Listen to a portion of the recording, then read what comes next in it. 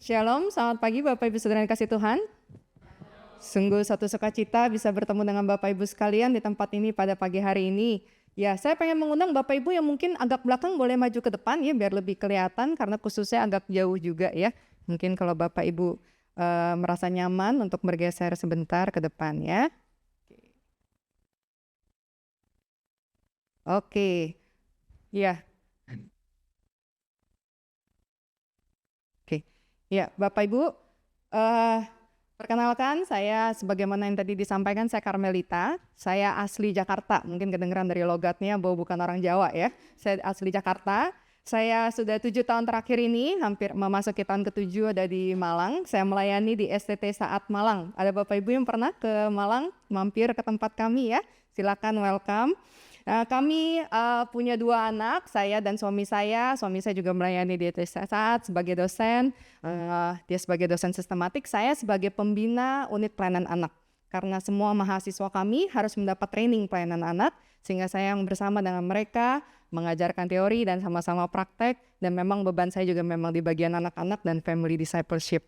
Nah, kami dikaruniai 2 orang anak, yang besar umur 13, sudah SMP 2, dan yang kecil umur 10. Ya, hari ini tadinya mereka udah maksa pengen minta ikut begitu ya. Mereka bilang lagi libur pengen ikut, tapi saya bilang mereka stay di rumah aja karena papanya juga baru pulang dari luar kota. Nah, saya udah sharing nih Bapak Ibu ya. Sekarang gantian Bapak Ibu yang sharing boleh ya. Nah, Bapak Ibu yang punya HP mungkin boleh join saya di menti.com.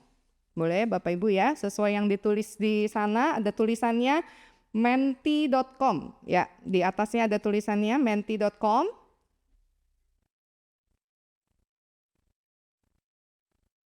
Dan kemudian Bapak Ibu bisa masukkan kodenya ya. Jadi dicoba dulu aja OTW ke menti.com, menti.com. Ya.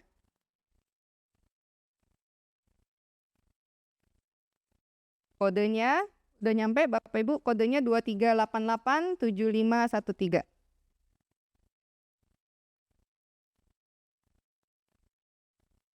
23887513. Sudah masuk Bapak Ibu? Ya, kalau sudah boleh stay dulu di sana ya di halaman pertama sambil nanti kita sama-sama. Udah ada 12 orang nih yang masuk ya. Ayo, ada lagi? Siapa lagi yang mau masuk? Kalau ada yang mau udah masuk terus pengen memperkenalkan namanya boleh ya. Saya siapa, dari mana, dari gereja atau dari sekolah, silahkan ya. Yuk, udah ada 16. Ayo, dia lebih dari 16 di sini. Oh, bukan yang ini, bukan yang ini Bapak Ibu. Bukan yang ini. Menti.com. Kodenya 23887513. Jadi menti.com, nanti masukin kode 23887513. Nomor.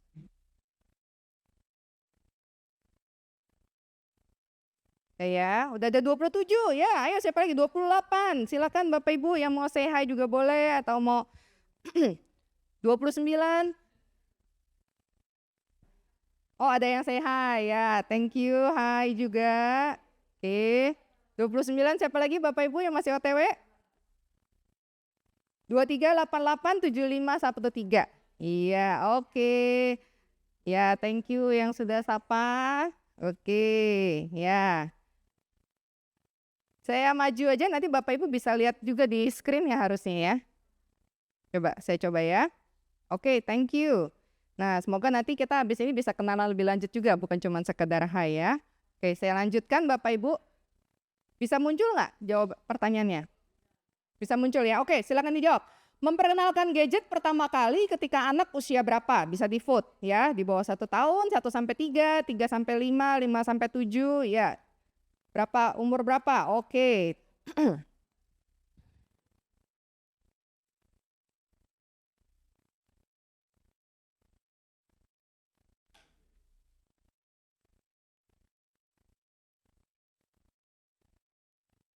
Siapa lagi?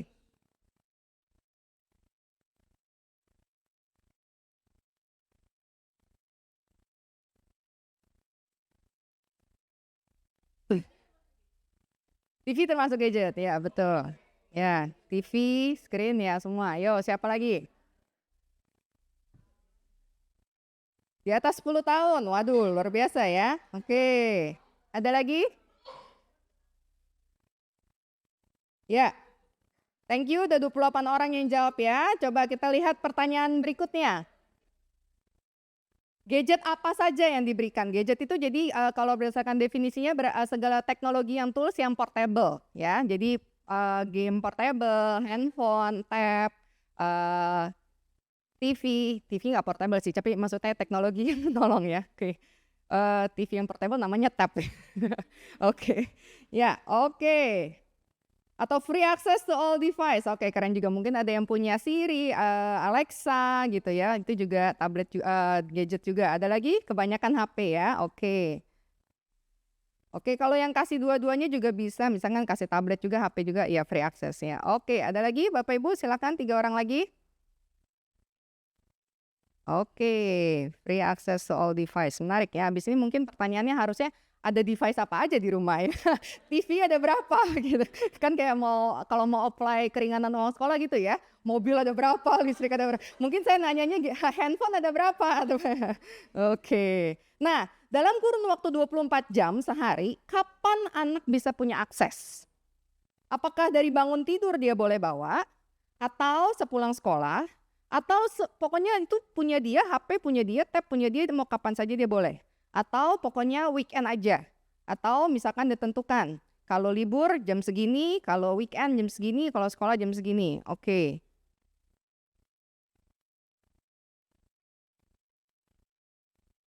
Weekend aja, oke. Sepulang sekolah, oke.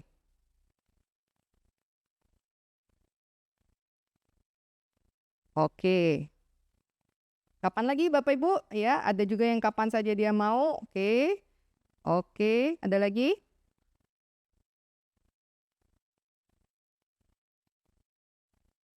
Oke. Nah, yang masih OTW jawab bisa tetap jawab ya. Berikutnya Bapak Ibu, ketika mereka di atas gadgetnya, ketika mereka pegang gadget, apa yang mereka lakukan? Apakah mungkin Bapak Ibu kasih sepulang sekolah karena mereka hanya boleh kerjakan tugas sekolah, tapi nggak boleh browsing yang lain, nggak boleh games, nggak boleh sosial media?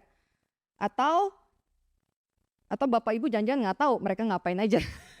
Agak serem ya, mestinya ada poin nomor 5, nggak tahu deh ngapain aja. Agak takut juga ya. Oke, ngapain? Wah, paling banyak games ya. YouTube, oke. Oke. Tugas sekolahnya, oke, YouTube-nya mengalahkan tugas sekolah ya. Oke, ya. Atau tugas sekolahnya dari YouTube ya. Ya kan?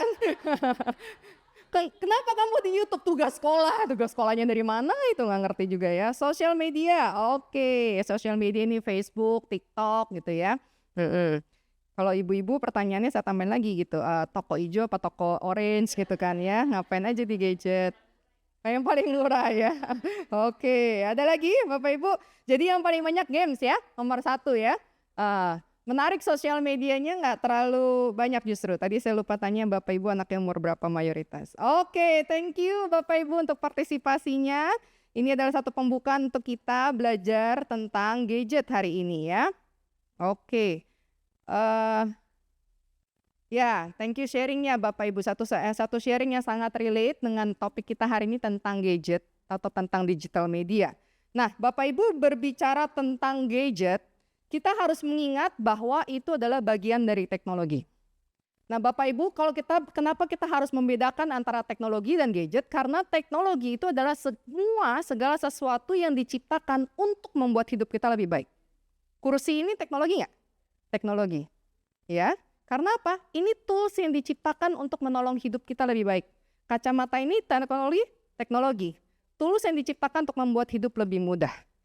Nah, Bapak Ibu, teknologi itu akan terus ada karena manusia pengen terus hidup jadi lebih mudah. Makanya ada gadget. Makanya yang kemarin saya lihat adalah bahwa gadget itu bagian dari teknologi yang secara khusus itu bisa portable dan bisa dibawa-bawa. Nah, makanya kenapa seringkali kita bilangnya gadget, karena gadget itu mengacu kepada handphone, mengacu kepada tab, mengacu kepada yang anak-anak kita sering lakukan, yang kita berikan kepada anak-anak kita. Nah, hari ini kita mau fokus kepada gadget dan internet. Kenapa? Gadget itu kadang nggak ada artinya kalau nggak ada internet ya.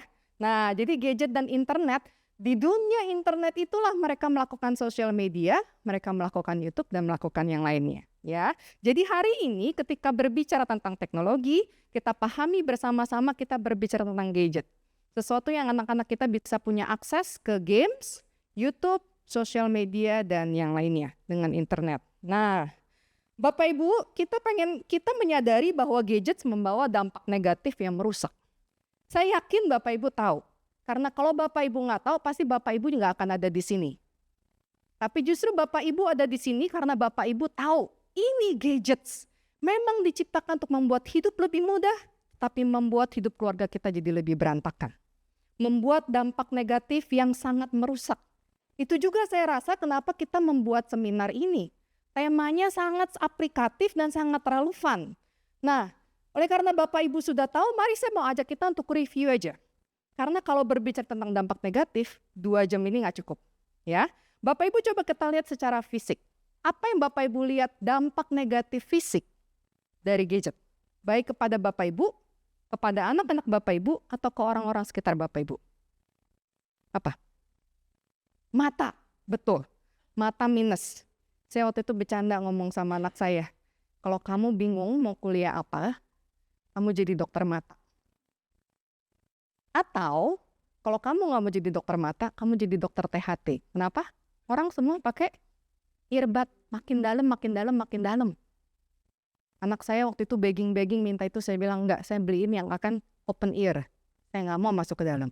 Tetapi nanti trajektorinya kalau anak-anak Bapak Ibu mau suruh anaknya sekolah jadi dokter, menurut saya dokter mata, dokter kuping, THT, sama dokter kejiwaan. Loh, karena banyak yang depresi, betul nggak? Depresi, banyak bunuh diri, banyak yang lonely, ya dong. Jadi kalau Bapak Ibu mikir yang gampang, anak saya kuliah apa yang cepat dapat duit, nah itu 3. Asal tapi harus pinter ya kan? Kan kita mikirnya mau yang cepat duit, nah itu dah jadi dokter. Dokter mata, dokter THT, dan dokter kejiwaan.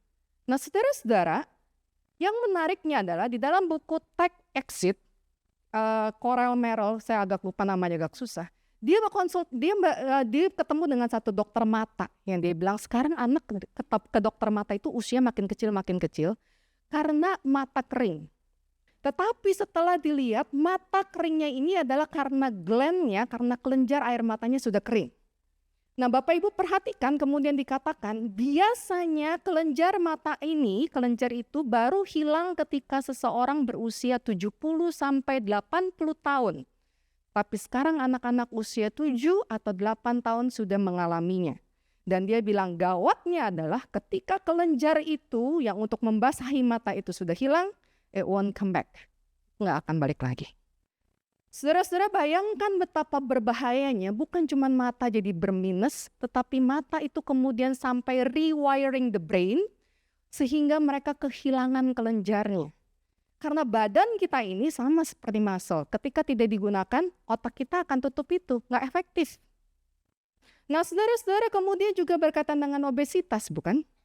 Anak-anak itu jadi mager, malas gerak begitu. Mereka jadi nggak mau bergerak, mata kering, dan kemudian gangguan telinga. Nah saudara-saudara, fisik ini secara obesitas saja, oh nggak apa-apa kok, gemuk enak dicubitnya jadi cabi. Oh saudara-saudara, kalau anak umur 7-8 tahun sudah obesitas, bagaimana ke depannya? Bagaimana dia tidak bisa bergerak dan makin dia tidak mau bersosialisasi, kemudian circle-nya akan terus makin berjalan. Nah, secara fisik ini kemudian juga mempengaruhi mental dan emosional. Anak-anak itu makin banyak terekspos dengan kekerasan sehingga mereka tidak bisa berempati. Mungkin Bapak Ibu pernah lihat video ketika ada orang lagi tawuran, dia cuma videoin doang dan kita semua bingung kenapa dia videoin instead of bantuin, ya kan? Atau ketika ada orang yang kemudian kesulitan, mereka kemudian ketawa. Karena apa? Karena mereka tidak punya empati. Saudara-saudara, anak-anak ini sudah dari kecil main tembak-tembakan di video game. Mereka tanpa diajarin bahwa tembak-tembakan itu sebenarnya improper, betul nggak? Itu hanya terjadi di medan perang. Dan bahkan zaman sekarang pun perang baru muncul 2-3 tahun belakangan ini sejak Rusia menyerang Ukraina kan. Sebelumnya sejak Perang Dunia Kedua kita cukup damai. Dan setiap kali kita orang tua mendengar berita tentang penembakan di US, we know itu gak tepat dan tidak seharusnya terjadi. Tetapi yang kita berikan ke anak-anak sejak kecil adalah mereka bermain tembak-tembakan dan itu menaturalisasi bahwa it's fine. Kalau orang jahat, aku tembak.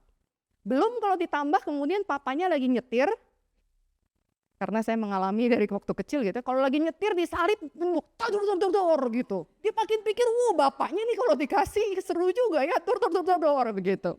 Nah, saudara-saudara, kemudian mereka juga mengalami tingkat depresi yang makin bertingkat. Depresi ini kemudian mungkin kita terkait dengan loneliness juga, mereka makin sendirian dan kesepian karena mereka makin tidak bisa bersosialisasi. Nah, saudara-saudara, dan tentunya dampak yang kita tidak bisa lupakan adalah addiction. Adiksi kepada video game, adiksi kepada sosial media, adiksi kepada gadgetnya itu sendiri tidak bisa dilepas. Begitu dikasih ke orang lain rasanya anxious, rasa takut ketahuan. Nah, saudara-saudara, adiksi ini juga kemudian mengingatkan kita pada adiksi pornografi, bukan? Saudara-saudara, di dalam pelayanan saya, bersama dengan mahasiswa, kami beberapa kali membawa tema pornografi. Saudara-saudara, teman saya pernah bilang, ngapain anak SD diajarin tentang pornografi? Saya bilang, you just don't know.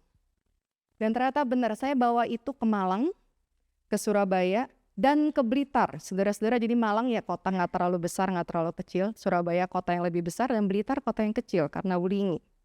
Semua setiap kali setelah kami bahas porn ke anak-anak, gurunya nyamperin saya. Terima kasih, ini pergumulan kami. Di tempat yang lain, kemudian gurunya sampai datang, Bu, ini anak TK udah kecanduan pornografi. Sekarang gak ada sekolah yang mau terima dia di kelas 3 SD.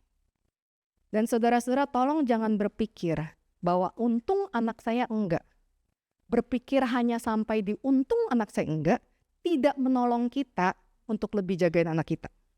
Tidak menolong kita untuk bersikap aktif kepada anak kita.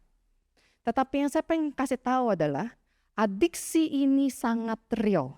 Bukan hanya adiksi main game, tapi pornografi ini sangat real di antara anak-anak. Ya, salah seorang teman kami yang homeschool juga, anaknya tunggal tapi di homeschool. Laki-laki, tapi dia gak berani kasih keluar main ke tetangga. Karena dia sama seperti saya, parenting aktivis. Dan dia tahu anak-anak itu terpapar dari pornografi dari mana? Dari teman-teman. Nah, saudara-saudara, dan bukan hanya itu saja, tapi juga kepada aspek sosial ketika mereka makin tidak bisa bersosialisasi. Asosial satu hal, mereka lebih memilih untuk mengurung diri. Tetapi tidak bisa bersosialisasi, itu hal yang berbeda. Bayangkan betapa bahayanya ketika mereka dapat dua-duanya. Nah, saudara-saudara, coba kita bayangkan juga ketika mereka tidak bisa bersosialisasi dengan kita, keluarganya.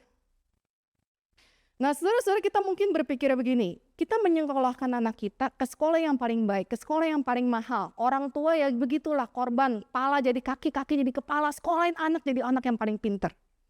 Tetapi kita tahu, di dalam realitas kerja kita tahu, kadang yang paling pintar belum tentu bisa kerja, betul nggak? Kadang kita cari yang bukan IP-nya paling tinggi, tapi yang orang bisa tatap mata kita, bisa bersosialisasi, benar ya? Saudara-saudara lihat nggak gap-nya di mana? Kita berpikir pintar anak pasti sukses, tapi kita lihat di realita, yang sukses belum tentu pintar. Pertanyaannya, pintar itu apa sebenarnya? Maksud saya adalah, ketika kita menyadari betapa dampak negatifnya ini sangat holistik. Dari mulai fisik, dari mulai mental, dan kemudian kemampuan bersosialisasi. Kemudian kita cuma pikir shutdown itu semua, gak mau peduli dengan bilang yang penting nilainya bagus, nanti jadi orang pintar bisa cari kerja. Bapak Ibu tolong stop. Tadi Bapak Ibu sudah setuju dengan saya bahwa orang yang pintar nilainya bagus tidak selalu bisa sukses. Jadi artinya kalau Bapak Ibu tidak mau peduli terhadap semua dampak ini, yang penting nilainya bagus, Bapak Ibu perlu berpikir ulang. Apakah memang yang paling penting itu hanya nilai? Apalagi jika memang dalam realita kehidupan kita tahu, nilai tidak menjamin apapun. menjamin kelulusan mungkin. Tetapi ketika ini semua rusak, maka kita bisa melihat bahwa nilai itu tidak ada artinya apa-apa. Saudara-saudara, dampak negatif ini sangat real, khususnya coba lihat ketika mereka tidak bisa berelasi dengan keluarga. Bapak Ibu, mari kita bayangkan keluarga seperti apa yang sebenarnya kita inginkan. Oh saudara-saudara, betul bahwa kadang latar belakang keluarga kita bukanlah keluarga yang baik. Makin banyak orang yang saya temui berasal dari latar belakang keluarga yang berantakan. Tetapi saudara-saudara, ketika Bapak Ibu kemudian menikah, apakah kemudian Bapak Ibu berpikir kalau keluarga saya aja berantakan, yang ini juga berantakan nggak apa-apa? Ada yang begitu? Enggak. Pasti kita menginginkan keluarga yang lebih baik dan keluarga yang lebih bahagia. Keluarga yang baik dan keluarga yang bahagia adalah keluarga yang bisa berelasi, bisa ngobrol. Bukan keluarga yang saling diam-diaman dan saling cuek. Jadi artinya ketika mereka sudah tidak bisa bersosiali dengan kita really need to do something. Nah saudara-saudara, makin banyak dampak yang kita bisa eksplor. Tapi sekali lagi kalau kita berbicara hal itu kita nggak akan berhenti-berhenti. Tapi ada banyak buku yang berbicara tentang hal ini jika Bapak Ibu pengen eksplor lebih lanjut. Tetapi berangkat dari semua dampak ini, maka pertanyaannya jadi apa yang bisa kita lakukan, ya kan?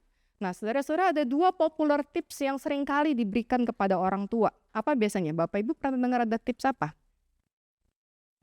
Menghadapi gadget. Yang pertama adalah time limit. Nggak apa-apa main, yang penting dibatasi waktunya. Nah maka tadi jawabannya juga paling banyak itu kan. Kapan boleh pakai gadget anaknya? Di dalam waktu yang telah ditentukan. Nah saudara-saudara, tetapi permasalahannya bukankah kita sebagai orang tua tahu cuman boleh 10 menit ya, 10 menit kemudian dia bilang apa? Tunggu tanggung gamenya. Gamenya udah selesai, please one more please. Terus dia cute banget kan? Ya udah satu lagi, please mami please I love you. 10 menitnya jadi kali berapa? Mending kalau masih dikali, kalau kuadrat. Ya gak? Kemudian saudara-saudara, selain itu time limit ini biasanya hanya boleh ketika weekend, betul nggak? Saudara-saudara, suatu kali anak saya setiap kali mau main ke tetangga begitu, tetangganya bilang lagi bikin PR. Nanti weekend. Weekend itu pagi-pagi dia bangun, dia lari ke rumah temennya bilang apa? Sorry ya, hari ini jadwal aku main game. Wah, kami sampai shock. Karena itu bukan culture-nya keluarga kami. Anak saya sampai nangis karena dia sangat, waktu itu kami baru pindah ke Malang. Jadi dia sangat menanti-nantikan waktu main tapi kemudian di-reject karena game. Artinya time limit ini tidak menjamin anak itu kemudian bisa bersosialisasi. Karena justru karena time limit itu dia lebih memilih main game daripada bersosialisasi. Oh saudara-saudara, ada begitu banyak problem dengan time limit ini karena ketika mereka kemudian bermain di sana, mereka aktifin handphonenya, mereka lihat sosmed, mereka lihat ada yang likes, ada yang komen, ada ongoing conversation. But the time is up, right? Waktu udah selesai. Ketika dia taruh, pikirannya masih di mana?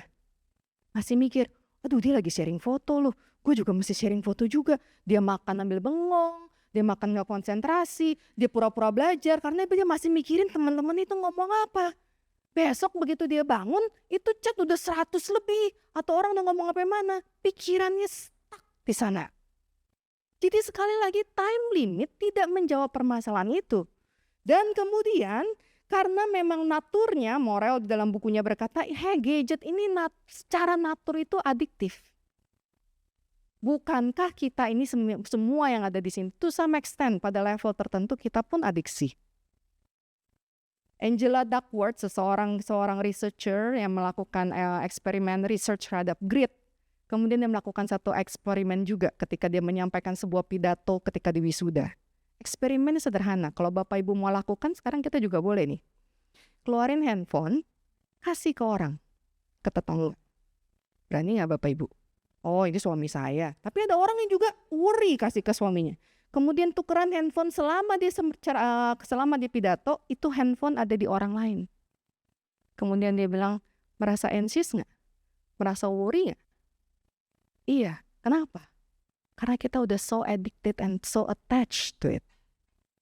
Nah, saudara-saudara, sehingga time limit itu hanya secara fisik, tapi secara pikiran itu terus ada di sana dan kita sudah naturally addicted to that. Dan belum lagi saudara-saudara, sekali lagi seperti tadi saya sampaikan, bahwa meskipun cuma sebentar, tapi dia men-trigger dopamin dan men-trigger sesuatu yang membuat dia tidak bisa mengontrol dirinya. Oh saudara-saudara, research terhadap fisik dan apa yang dilakukan terhadap otak dan kemudian kepada feeling dan perasaannya itu sangat banyak. Sehingga di dalam bukunya ini di Take Exit dia berkata bahwa time limit itu tidak menjawab permasalahan. Time limit itu berangkat dari asumsi bahwa gadget ini seperti gula. Boleh nggak makan gula? Boleh asal dibatasi. Boleh nggak pakai gadget? Boleh asal dibatasi. Sehingga kemudian moral bertanya, betulkah gadget ini seperti gula, bahwa boleh tapi hanya sedikit? Atau sebenarnya jika secara sedikit pun efeknya sudah sama buruknya dengan banyak, maka sebenarnya mungkin gadget tidak diperlukan sama sekali. Yang kedua, popular tips yang lain adalah parental control. Asal diawasi, asal dipantau, aman. Saudara-saudara, kalau kita awasi asal dipantau, satu kali ada seorang ibu, dia bilang gini, Bu Karmel, saya udah lama gak kerja, saya jagain anak-anak saya. Karena suatu kali anak saya yang besar, si Koko, ajak Mei-Mei-nya nonton pornografi. Sehingga saya stay at home nih sekarang, jagain anak-anak di rumah. Menurut saudara-saudara itu solusi yang tepat dan pasti tidak terjadi lagi gak? Enggak. Karena walaupun secara fisik mamanya ada di rumah, tapi pasti mamanya melakukan segala sesuatu yang lain. Apalagi ini dalam konteks luar negeri yang semuanya harus dilakukan sendiri, gak ada pembantu. Dan benar, beberapa tahun kemudian memang kejadian itu terulang lagi. Saudara-saudara, atau kita kemudian berkata, ya tapi kan sekarang ada app-nya. Ada app, jadi dia gak bisa masuk ke website-website tertentu begitu. Saudara-saudara, ada banyak contoh yang diseringkan oleh moral bahwa anak itu sangat pinter. Jadi dia buka handphone mamanya, dia pinjam nih handphone mamanya, dia masuk ke app kontrolnya, dia klik apa? Dia klik support. Nah Bapak Ibu kalau klik support, klik help itu biasanya lari ke website kan? Lari ke browser. Dari browser itu dia nonton porno. Saudara-saudara, apa nggak hancur hati mamanya? Di handphone mamanya, di app yang seharusnya membatasi anaknya bisa find the gap untuk nonton porno. Sekali lagi, itu ironinya parental app. Dan saudara-saudara, bahkan bukan hanya itu saja. Oke, saya percaya anak-anak Bapak Ibu sangat baik dan mereka nggak akan dengan aktif mencari hal itu. Tetapi pornografi yang mencari mereka. Bukankah seringkali iklan-iklan itu juga sudah membawa mereka ke arah pornografi? Atau yang sering kita sebut sekarang dengan soft porn. Lihat cara kerja iblis yang semakin halus Bapak Ibu. Mereka tahu kalau itu jelas-jelas porn, anak-anak itu pasti tahu, oh aku gak boleh melakukan ini. Tapi ketika ada sesuatu, jangan nonton itu. Kenapa? Maka cuma nari-nari. Tapi kita tahu sebenarnya tarian-tarian itu atau bajunya atau gerakannya itu mengarah kepada sesuatu. Nah oleh karena itu di salah satu buku yang saya baca, saya mendadak lupa judulnya. Dia bilang pornografi itu by definition segala sesuatu yang make us aroused, membangkitkan gejolak itu pornografi. Jadi mau soft ataupun hard itu tetap kategorinya pornografi, namanya soft porn, berarti tetap porn Bapak Ibu. Dan itu yang terus mencari anak kita sekarang, yang terus membombardir anak kita sekarang. Baik dari games ataupun dari tempat lainnya. Nah saudara-saudara, belum lagi sekarang banyak mungkin kalau Bapak Ibu juga pernah dengar tentang sextorcism yang mereka dibujuk-bujuk. Oh ini aku temenmu, kita temen deket, sepantaran, seusia, kemudian minta kirim foto yang seksi-seksi atau bahkan foto tanpa busana. Setelah itu baru ketahuan bahwa yang mengaku anak remaja itu bukan anak remaja. Kemudian dia diperas. Saudara-saudara, hal seperti ini seringkali terlewat dari parental control. Sehingga dengan kata lain, the Take Exit ini berusaha membuktikan bahwa dua tips ini doesn't work. tidak menolong dalam mengatasi damaging efek dari gadget di awal tadi. Dan ini tidak menolong kita untuk bisa melakukannya, karena pada jelas kita nggak bisa mengontrol dan jelas kita juga tidak bisa melimit waktunya. Tapi saudara-saudara tahu nggak, one of the thing kenapa time limit atau parental control ini tidak berhasil, karena seringkali kita pun juga sibuk dengan gadget kita. Ada satu research di UK yang kemudian meresearch di anak-anak remaja. Mereka bilang mereka mencoba mendapat atensi orang tuanya dari handphone. Jadi ketika mereka makan, mereka sering bilang, udah Pa, Ma, jangan main handphone. Yang ada apa? Dimarahin balik. Saudara-saudara, sehingga ini doesn't work karena memang seringkali kita gagal menerapkan disiplin time limit, dan juga karena di dalam time itu mereka tetap terstimulasi untuk adiksi dan yang lainnya. Parental control juga gagal karena seringkali kita tidak bisa melakukannya, dan app yang menolong itu sendiri seringkali juga tidak efektif atau mahal untuk konteks Indonesia, dan seringkali porn itu masuk dengan cara yang sangat soft. Tapi ini juga tidak berhasil karena kita sendiri tidak bisa melimit diri kita, tidak bisa mengontrol diri kita, dan kita sendiri in this problem. Saudara-saudara, kalau memang permasalahannya jelas, bagaimana secara holistik gadget ini merusak seseorang, fisik, mental, dan socially. Dan kita semua nggak bisa melakukan apa-apa, bahkan 2 tips yang paling populer ini tidak menolong. Apa yang bisa kita lakukan sekarang? Apa yang bisa kita lakukan sekarang? Saudara-saudara, ini kembali kepada satu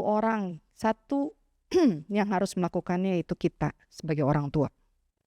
Kita tidak bisa mengharapkan sekolah yang bergerak terlebih dahulu. Kita tidak bisa mengharapkan gereja yang melakukan sesuatu. Tapi harus kembali kepada orang tua. Karena bagaimanapun itu anak-anak kita. Oleh karena itu Bapak Ibu, saya sungguh bersyukur kalau Bapak Ibu ada di sini pada pagi hari ini. Karena menunjukkan sebuah komitmen, sebuah concern, dan bahwa sebuah kerinduan Bapak Ibu pengen melakukan sesuatu. Boleh kasih tos high five ke kanan kiri, bilang yuk kita berjuang bersama sebagai orang tua.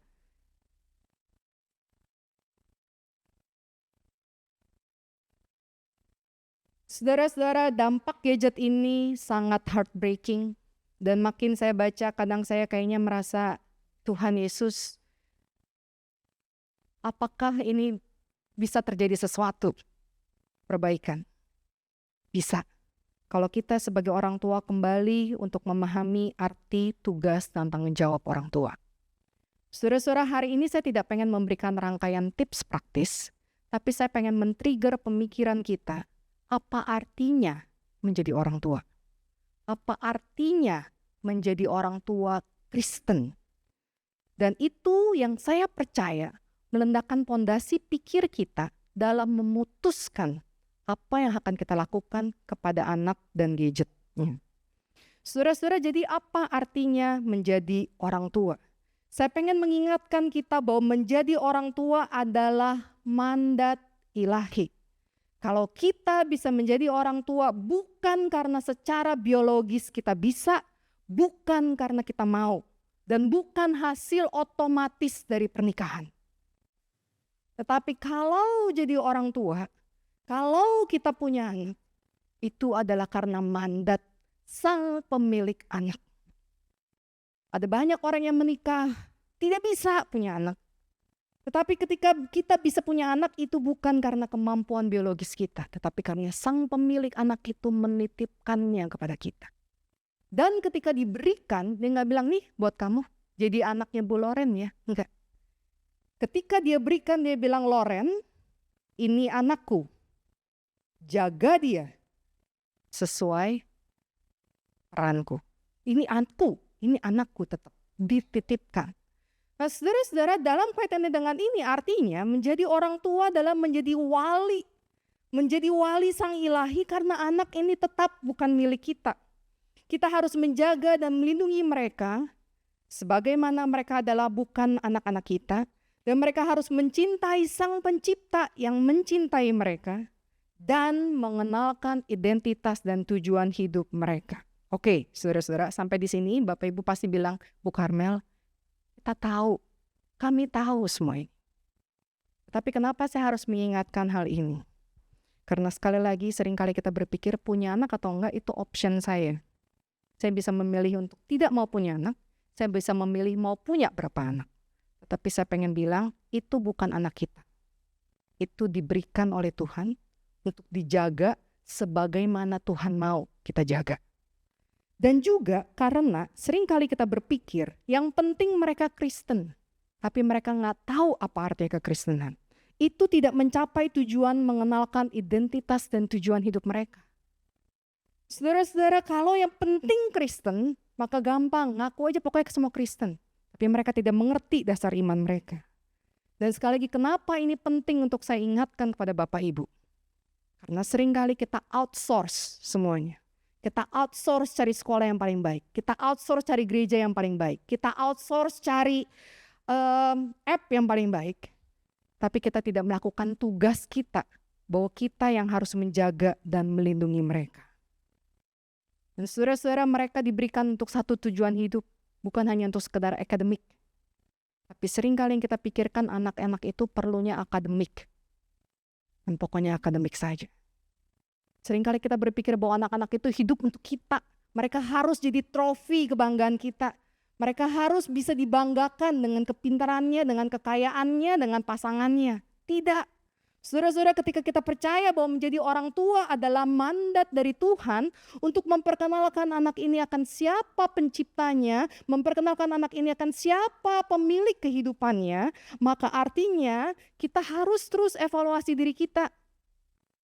Apakah saya suruh dia sekolah demikian berat itu untuk saya atau untuk Tuhan? Apakah ketika saya pikir nggak apa-apalah kasih gadget biar nggak FOMO, itu untuk saya atau untuk Tuhan? Ketika nanti kita masuk ke dalam tahta pengadilan Kristus, salah satu yang harus dipertanggungjawabkan adalah apakah anak titipannya sudah dijaga dan dirawat sebagaimana Tuhan menginginkannya. Atau apakah jangan-jangan ketika kita mempertanggungjawabkan, kita bilang sorry ya Tuhan, anaknya terjebak gadget, FOMO soalnya. Kemudian Tuhan bilang, oh iya memang zamannya susah. Oh. Saudara-saudara, betul anak itu tidak bisa bilang begini, Tuhan kalau aku nggak jadi orang Kristen yang baik, salahin orang tuaku. Ya enggak, masing-masing anak akan bertanggung jawab secara pribadi kepada Tuhan. Tetapi karena kita ini orang tua dititipkan, karena yang namanya dititipkan, kita harus mempertanggungjawabkan. Kalau saya menitipkan HP saya kepada Laus Loren, maka Laus Loren nggak bisa bilang, oh saya nggak mau pegang, oh kalau jatuh, kalau diambil orang bukan salah saya. Tetapi karena saya menitipkannya, maka Laus Loren seharusnya menjaganya as if itu punya dia. Betul nggak? Sama filosofinya, sama pemikirannya. Kalau anak ini bukan punya saya, kalau anak ini pada akhirnya nanti harus dipertanggungjawabkan kepada Tuhan, jadi apa yang harus kita lakukan ini harus sesuai dengan maunya Tuhan. Saya ulangi, kalau anak ini bukan milik kita, kalau anak ini hanya dititipkan untuk kita dan pada akhirnya harus dipertanggungjawabkan kembali kepada Tuhan, maka semua yang kita lakukan harus semaksimal mungkin untuk kita bisa pertanggungjawabkan balik di depan Tuhan suatu kali nanti. Dan gak cukup untuk bilang ya saya sudah coba Tuhan time limit, tapi kita harus melakukan segala sesuatunya. Termasuk ketika saya berkata menjaga dan melindungi, artinya melindungi mereka dari kerusakan fisik, kerusakan mental, dan kerusakan sosial yang seharusnya mereka bisa eksplor lebih banyak. Saudara-saudara, anak saya dulu sering tanya, kenapa sih Mami gak boleh nonton? Kenapa gak boleh gadget? Waktu itu dia masih di bawah 10 tahun. Saya bilang, nak, karena Mami punya tanggung jawab memberikan kamu sebisa mungkin mata dan otak yang terbaik sampai kamu mencapai productive age, sampai kamu umur 80 tahun. Kalau selama kamu ada di rumah Mami, mata kamu udah rusak, otak kamu udah rusak cuman karena Mami males, cuman karena Mami pikir kamu gadgetan aja biar Mami bisa kerja. Saya bukan ibu yang bertanggung jawab. Tapi saya bertanggung jawab untuk memastikan mata kamu tidak rusak karena Mami males. Otak kamu jadi rusak hanya karena Mami FOMO dengan gadget. Saya perlu ulangi ini beberapa kali untuk dia paham. Sampai akhirnya dia ngerti. Betul juga. Hidup saya masih panjang. Sama ketika setiap kali anak saya tanya, kenapa nggak boleh begini? Kalau nanti kamu mau putuskan sendiri boleh. Tapi mami udah lihat dampak negatifnya, dan mami sebagai orang tua tidak mau kamu keluar dari rumah. Udah dalam kondisi yang sudah rusak. Hanya karena mami males, hanya karena mami tidak mau disiplin. Saudara-saudara kemudian apa? Oh berarti tiger mom, it's okay. Yang penting adalah saya menjaga mereka sehingga kalau nanti kemudian mereka terpanggil jadi misionaris, terpanggil jadi pendeta, terpanggil jadi dokter, mata masih bagus, otak masih bagus, kemampuan sosial masih bagus. Itu tanggung jawab saya. Setidaknya secara sistem di dalam pemerintahan 18 tahun dia di rumah saya, I have to do my best untuk memastikan ketika mereka pergi keluar, they are strong and optimal. Saudara-saudara mengerti maksudnya? Itulah sebabnya juga kenapa kami terus ketat dengan gadget. Mereka terus bilang, kenapa sih mami? Everybody is doing it. Everybody? Coba sebut siapa aja? Saya bilang, si itu, si itu, si itu. Oh, kalau yang itu? Oh, I don't know. Kalau yang itu? I don't know too. Kalau yang itu? Enggak. Nah, salah konsep. Who is the everybody? Karena anak saya sudah remaja sekarang dikit-dikit everybody is doing it. Tunggu. Everybody-nya siapa? Everybody-nya siapa? Suatu kali dia bilang, itu tetangga sebelah rumah aja tiap hari main 1 jam. Oh, semua tetangga begitu. Oh, oke. Tetangga yang itu? Enggak. Yang itu? Enggak. Jadi semua tetangga yang di rumah itu.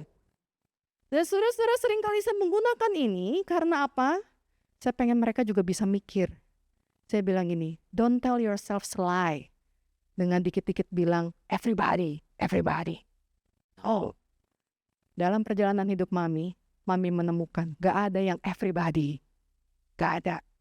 Sama, orang Indonesia berpikir, gadget itu udah di mana-mana. Everybody is doing it, betul gak? Semua orang is doing it. Nah, sekarang saya mau cerita. Waktu saya di Kanada, suami saya studi lanjut di Kanada 7 tahun, anak saya yang pertama itu sudah saatnya masuk sekolah, nomor 4. Nah saudara-saudara kita pasti berpikir everybody, di semua sekolah udah ada gadget, betul nggak? Tapi saudara-saudara tahu nggak? Ada sekelompok orang tua yang kemudian appeal ke school board, mungkin pemerintahan yang mengatur sekolah di daerah itu. Untuk membuka sebuah public school, karena public school kan gratis, untuk membuka public school berdasarkan Waldorf philosophy yang no gadget at all, tapi nature. Nah, waktu saya menemukan sekolah itu dan itu public school, kemudian saya pengen bilang, see, not everybody is doing it. Oke, kemudian sekarang Bapak Ibu pengen bilang lagi, tapi kalau di Indonesia semua. Bapak Ibu saya pernah cari, ada nggak di Indonesia Waldorf community? Waldorf itu no gadget, tapi nature. Ada. Sayangnya di Malang nggak ada. Kalau nggak salah di Jakarta ada. Dan saudara-saudara, sekali lagi saudara-saudara pengen bilang, oh mungkin di sekolahnya nggak gadget. Tapi di rumah. Kalau di rumah mas semua orang siapa sih yang nggak punya handphone? Siapa sih nggak punya TV? Saudara-saudara, rumah kami di Kanada itu TV-nya tuh TV peninggalan. Pindah ke saat kami gak pernah memprioritaskan beli TV, tapi somehow di rumah itu sudah ada TV. Jadi saya udah bilang, bersyukur ya ada TV ya, tapi kalian tahu, it won't go, itu gak bakal langsung naik ke priority untuk beli TV yang lebih besar. Kalau TV ada, dipakai, kalau enggak it's fine. Saudara-saudara, maksud saya adalah seringkali ketika kita berpikir, ayo jangan ketinggalan zaman, jangan ketinggalan semua orang, think again. Gak pernah ada yang 100% dilakukan oleh semua orang. Oleh karena itu, ketika kita berpikir bahwa ayo kita dorong anak kita supaya nggak ketinggalan zaman, apakah itu sebenarnya menjaga dan melindungi mereka? Apakah itu sebenarnya lebih membahayakan mereka? Nah kemudian bagaimana kita harus mencintai mereka sebagaimana Sang Pencipta mencintai mereka? Saudara-saudara, kalau anak-anak ini merasa aturan nggak boleh pakai gadget itu cuma buat saya nggak dikasih main gadget, tapi papa mama semua di atas gadget. Dan kemudian kita pikir, ya ini udah dewasa, Tapi kita tidak berani berkorban untuk melepaskan gadget kita demi untuk mereka. Saudara-saudara, beberapa waktu yang lalu saya lihat ada setidaknya 2 kutipan yang berbicara, kita berani bilang, aku rela mati untuk anakku, aku cinta banget, cinta anakku sedemikian rupa aku rela mati untuk mereka, I will die for them. Tapi pertanyaannya, why not live for them instead? Saudara-saudara, ini mengingatkan, ini untuk pengen membawa kita kepada apa yang sebenarnya paling dibutuhkan oleh seorang anak. Jika memang anak ini dititipkan untuk kemudian tahu penciptanya, untuk kemudian kita pertanggungjawabkan kepada Sang Ilahi penciptanya, jadi apa yang dibutuhkan oleh anak ini supaya kita bisa persiapkan sebaik mungkin? Saudara-saudara, jawabannya bukan uang, jawabannya bukan gadget, tetapi jawabannya adalah mereka membutuhkan kasih sayang. Dan keterangan yang saya sampaikan adalah they spell love as time.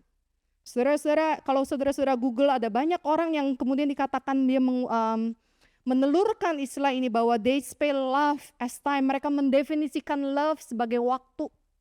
Jadi kalau kita bilang mama sayang banget sama kamu, makanya mami beliin semua gadget ini. Tapi main gadgetnya sama mami yuk. Enggak, pokoknya main aja gadgetnya, mami sibuk. Itu I love you-nya gak nyampe, Bapak Ibu.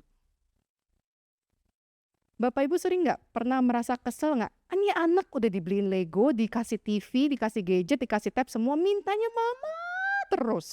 Ngegendolin mamanya terus. Pernah ada yang kesel gitu? Saudara-saudara, kalau anak itu ngomong itu, yang sebenarnya dia pengen bilang adalah, mama sayang nggak sih sama aku? Kalau mama sayang sama aku, kok mama gak mau spend time sama aku? Saudara-saudara, bukankah itu juga yang kita rasakan sama pasangan kita? Kamu dengerin aku gak sih? Dengerin dong. Aku tahu semua yang kamu ceritain, tapi kita kemudian merasa terkoneksi, merasa tersayang gak? Enggak, karena waktu yang diberikan kepada kita gak full, tapi ada distraksi gadget. Sama dengan kita. Saudara-saudara, ada banyak orang mengeluh karena anaknya pengen nempel terus. Tapi saya pengen bilang, itu adalah untuk satu periode usia tertentu. Waktu saya punya anak pertama, orang sering bilang jangan digendong terus, bau tangan. Ya. Waktu anak saya kemudian jatuh atau sesuatu, teman saya bilang, gak apa-apa, jangan manjain. Tapi kemudian saya berpikir begini, saya sebagai seorang pastor yang tahu firman Tuhan, sebagai seseorang yang udah baca buku parenting, saya gak sejahtera dengan itu. Saya percaya 12 tahun pertama hidup anak itu adalah masa fundamental. Semua cinta yang saya akan kasih ke dia itu adalah dasar dari relasi kami. Saya gendong, saya bawa kemana-mana. Waktu itu saya di Kanada gak ada pembantu. Saya nyuci, kamu di situ ya main-main sama apel. Saya libatkan semaksimal mungkin. Supaya dia merasakan ada saya. Jadi we spend time together. Saudara-saudara, saya paham kita mungkin perlu bekerja. Saya tentu paham, saya juga perlu persiapan pelayanan. Saya tinggalkan anak saya dalam konteks seperti ini. Tetapi ketika mereka mendefinisikan cinta sebagai waktu, mari kita slot waktu kita untuk mereka. Karena bukankah kenapa kita kasih gadget adalah supaya kita tidak terganggu waktunya oleh mereka. Karena bukankah kenapa kita terus kasih gadget adalah supaya we can have our own time. Wow. Mereka tahu kita punya uang untuk beli gadget. Tapi mereka pengen tahu, do we love them enough to spend time with them? Saudara-saudara, mereka membutuhkan waktu dari kita. Yang kedua, mereka butuh identity. Mereka butuh tahu siapa aku ini. Oleh karena itu Bapak Ibu, anak-anak itu sering nanya, Mami, dulu aku dari perut Mami ya? Gitu. Atau sering nanya, baby itu dari mana? Gitu. Saudara-saudara, betul itu pertanyaan sederhana yang mungkin ya nggak filosofis gitu. Tapi bukankah kita juga kemudian sering bertanya, jadi sebenarnya aku ini siapa? Kenapa aku ada di dunia ini? Nah, ini terkait dengan yang ketiga, mereka butuh purpose. Saudara-saudara, ketika seorang anak itu kemudian mengeluh, kenapa sih harus belajar mati-matian? Supaya pinter. Emang pinter berarti nilai, Mami? Ya enggak sih, kamu kok anak kurang ajar ya, nanya macem-macem gitu kan? Di shutdown. Ya. Kemudian dia bilang lagi, Mami, cari uang terus.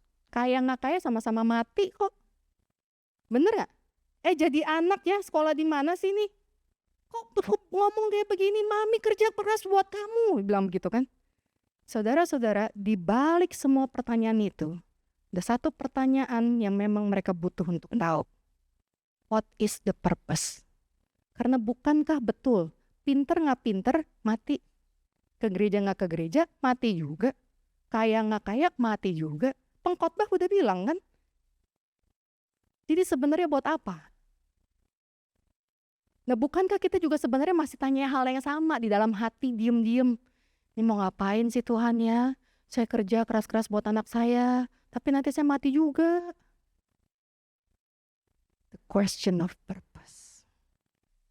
Banyak orang suka tanya sama saya, jadi apa bedanya dengan gen alpha, gen Z?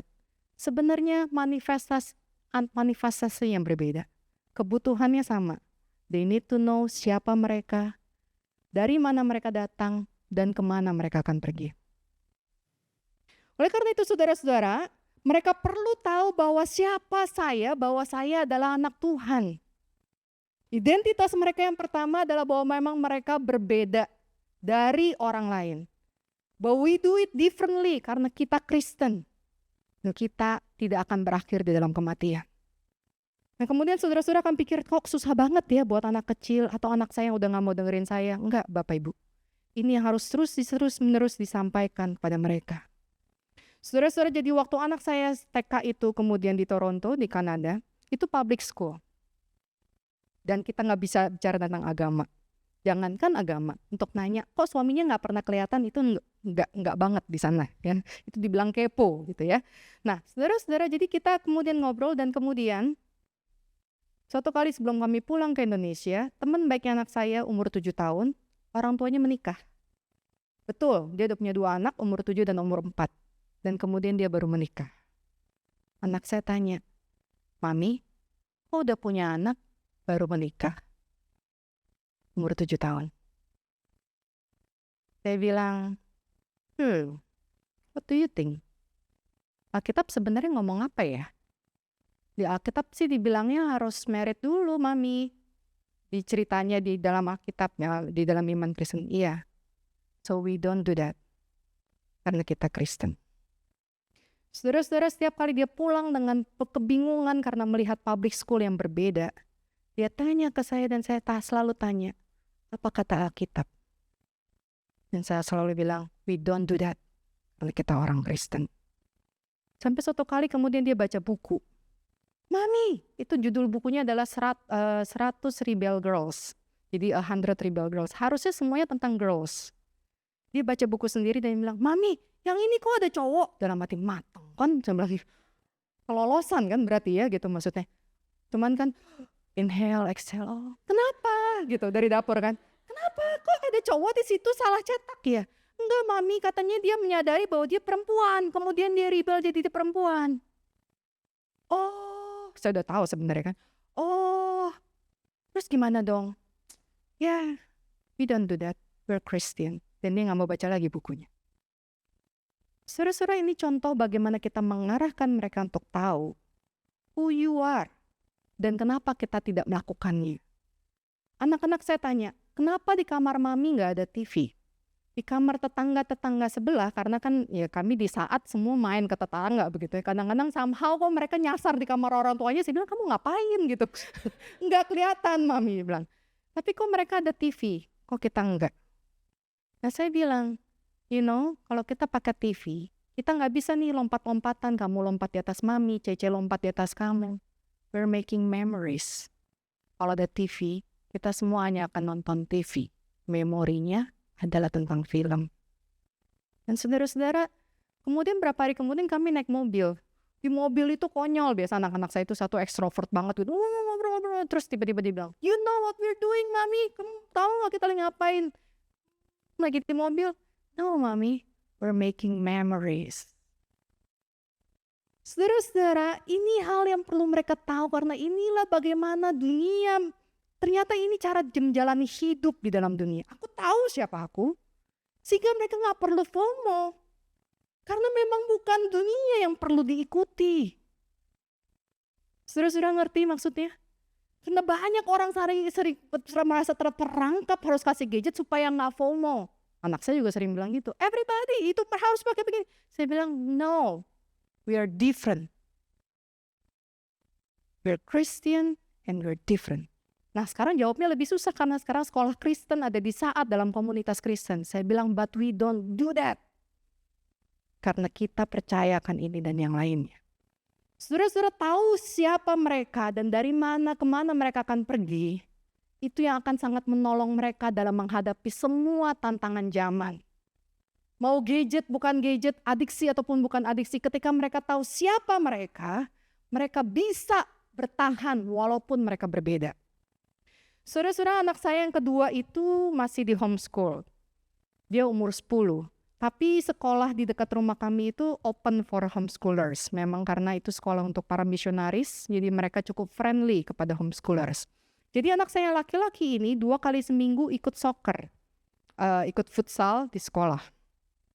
Cuman 2 kali seminggu, 1 kali itu 1,5 jam.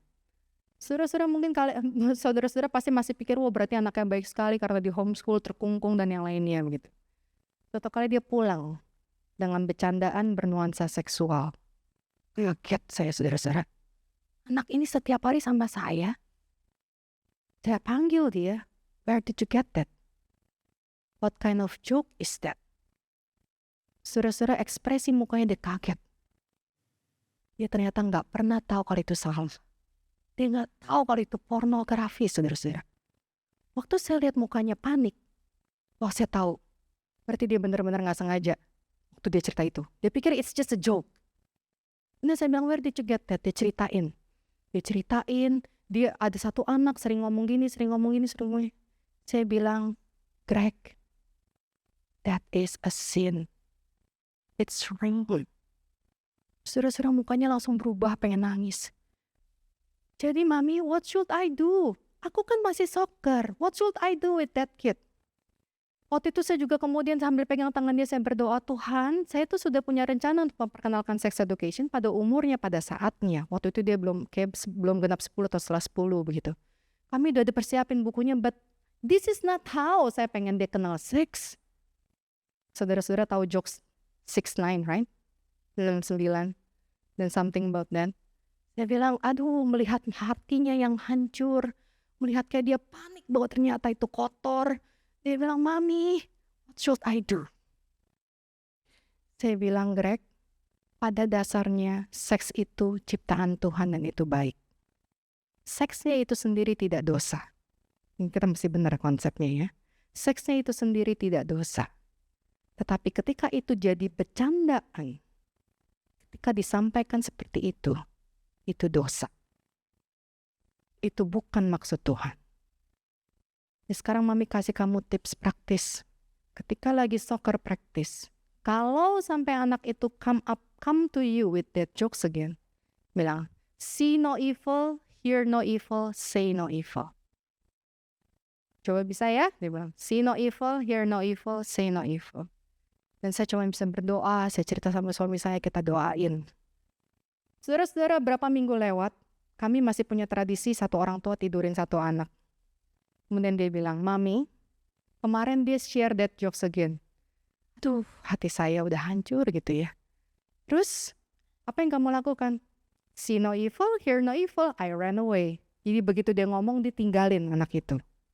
Oh, oke. Nah kemudian saya merasa sedih dong, dia harus pergi dari teman-temannya lagi ngobrol, dia pergi begitu kan. Terus ada lagi gak yang pergi sama kamu? Ada Sam. Dan saya tahu keluarganya Sam itu memang cukup lebih sama ketatnya dengan kami. Saya bilang, Greg, I'm so proud of you. Kamu menjaga kekudusan hidup kamu. Dan bersyukur ada seorang yang nemenin kamu. Yes, Mami.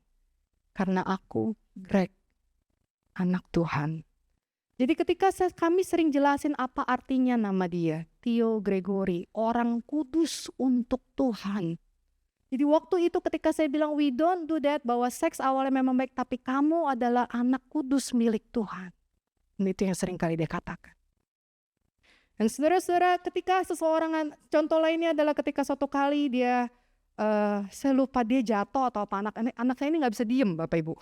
dia panjat pohon, dia semuanya begitu. Jadi sekali dia jatuh, kalau nggak salah dia tuh atau dia ketabrak motor waktu itu, waktu nyebrang ke sekolah. Dia ketabrak motor. Kemudian malam itu saya bilang, Greg, bersyukur banget loh. Kamu tuh nggak kena kepala, nggak ada yang putih. Saudara-saudara tahu dia jawab apa? Iya mami, berarti Tuhan masih punya rencana untuk aku. Wah, saya tuh pengen nangis. Saudara-saudara, maksudnya saya terharu banget ya. Saya merasa saya sebagai orang tua, saya cuma ceritain. Saya udah jadi orang tua yang paling boring mungkin. Setiap kali makan malam saya bilang, we remember, ingat siapa kamu, ingat kenapa keluarga kita tidak gadget, kenapa keluarga kita begini. Because ini yang kita percaya. Kita anak Tuhan, kita jaga kekudusan hidup untuk Tuhan. Dan terus kami ulangi, kami jelasin arti namanya, kami berusaha menjawab, that is who you are. Sehingga kalaupun semua orang melakukan berbeda, nggak perlu FOMO.